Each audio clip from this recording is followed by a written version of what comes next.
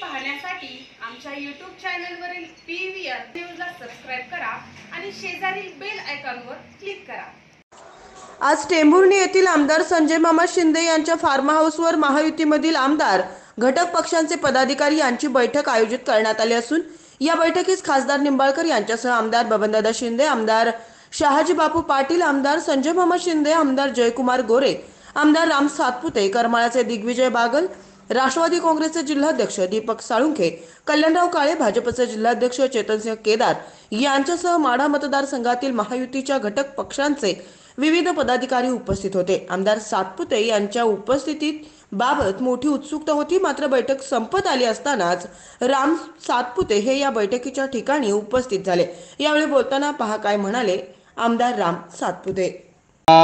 काल अकलूजला बैठक झाली होती, आज बैठक झालेली आहे, काय काय आहे? निश्चित या ठिकाणी ही निवडणूक देशाची निवडणूक आहे। ही निवडणूक भारताला विश्वगुरू करणारी निवडणूक आहे। त्यामुळे देशाच्या हितासाठी या ठिकाणी भारतीय जनता पार्टी देशामध्ये आली पाहिजे। त्यामुळे माढा लोकसभेचे लोकप्रिय उमेदवार रणजितसिंह नाईक निंबाळकर यांच्या मागे पूर्ण ताकदीने या ठिकाणी आम्ही सर्व आमदार उभे आहोत। कारण ह्या निवडणुकीमध्ये या ठिकाणी भारतीय जनता पार्टीचं कमळ चिन्ह हे उमेदवार आहे।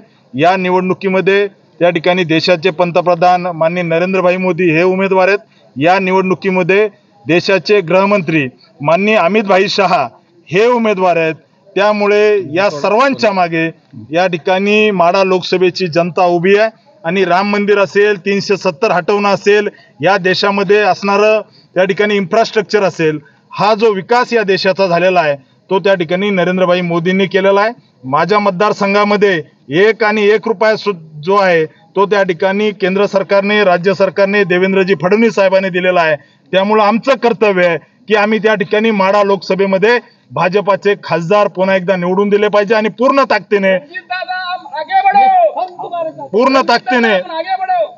पूर्ण ताकदीने माळशिरस तालुक्याचा आमदार म्हणून त्या ठिकाणी भारतीय जनता पार्टीच्या उमेदवाराच्या मागे मी ताकदीने उभा राहील आणि माझे कार्यकर्ते, भारतीय जनता पार्टीचे कार्यकर्ते जीवाचं रान करतील हा विश्वास मी त्या ठिकाणी पार्टीला देऊ इच्छितो। आमचे नेते माननीय देवेंद्रजी फडणवीस साहेबांशी या सर्व विषयामध्ये चर्चा झालेली आहे। आम्ही सर्व मिळून त्या ठिकाणी पुन्हा एकदा माढ्यामध्ये कमळ फुलवू आणि पूर्ण ताकदीने फुलवू हाच या ठिकाणी आत्मविश्वास व्यक्त करतो। सोलापूरमध्ये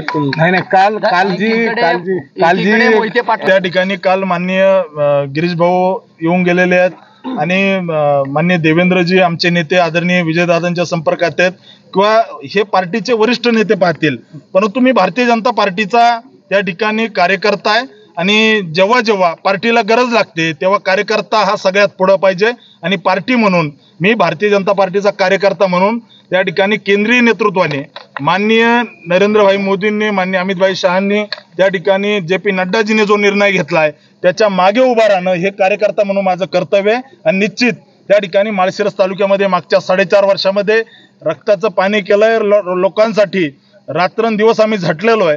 त्यामुळे लोक निश्चित भाजपाच्या मागे उभा राहतील आणि पूर्ण ताकदीने मी भारतीय जनता पार्टीच्या उमेदवाराच्या मागे उभा आहे। माळशिरसमधून किती मताधिक्य मिळेल असं निश्चित मिळेल। या ठिकाणी वरिष्ठ नेतृत्व चर्चा करतायत आणि मला विश्वास आहे गेल्या वर्षी ज्या पद्धतीने लीड भेटलं त्याच पद्धतीने वरिष्ठ नेतृत्व जी चर्चा करतायत त्याच्यातून यश येईल आणि भारतीय जनता पार्टीचा पुन्हा एकदा माढ्यामधून भारतीय जनता पार्टीचा खासदार निवडून जाईल हाच मला या ठिकाणी सांगायचं। सोलापूर लोकसभेसाठी आपलं नाव आहे चर्चेत आले, दुसरीकडे प्रणिती शिंदे यांचं नाव जाहीर झाले थोड्याच वेळापूर्वी। निश्चित भारतीय जनता पार्टीमध्ये चर्चा किंवा एकंदरीतच याच्यापेक्षा पार्लमेंटरी बोर्ड जो निर्णय घेते त्याच्या मागे सगळ्यांनी उभं राहायचं असतं आणि एक कार्यकर्ता म्हणून पार्टी जो काही आदेश देईल त्या आदेशाला पार्टीची इच्छा हीच माझी इच्छा मानून मी पूर्ण ताकदीने पार्टी जे काही जबाबदारी देईल ती माळशिरसमध्ये कार्यकर्ता म्हणून निघून जिथं सांगेल तिथं त्या ठिकाणी कार्यकर्ता म्हणून येत्या काळामध्ये निघून